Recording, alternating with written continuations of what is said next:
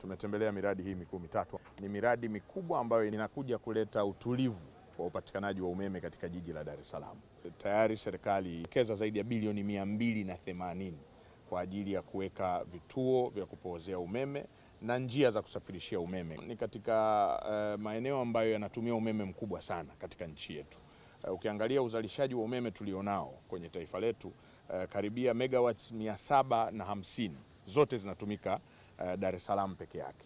Kwa hiyo wananchi walikuwa wakiona low voltage, wananchi walikuwa wakiwa wanaona huduma ya umeme saa nyingine haipatikani kwa uhakika. Kwa hiyo tunachokifanya, uwekezaji huu uliofanywa na serikali ni katika kuhakikisha tunaweka umeme wa uhakika kwa watumiaji wa kawaida wa majumbani, lakini vile vile viwandani. Kwa Dar es Salaam mmeona muda mwingi tulikuwa tunategemea kituo cha Ubungo.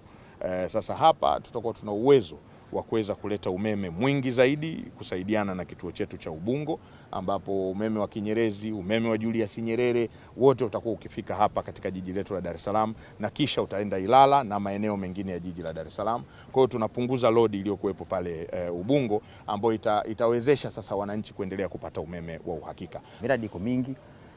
Mheshimiwa Rais amewekeza zaidi ya trilioni 15 miradi ambayo inaendelea, na sehemu hii mmeisikia ni bilioni 280.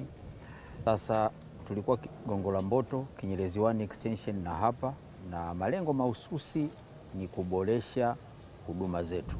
Uwekezaji unaongezeka, viwanda, watu wanaongezeka. Kwa miundombinu inayokuwepo leo, lazima baada ya uwekezaji kuongezeka na idadi ya watu kuongezeka, lazima tuitoe na tuweke miundombinu mikubwa zaidi kwa ajili ya kumudu hitaji la wateja wetu. Mheshimiwa Rais ametuelekeza, hataki kabisa sisi watu wa umeme tuonekane ni kikwazo kwenye maendeleo ya watu, na tunamshukuru ametuwezesha.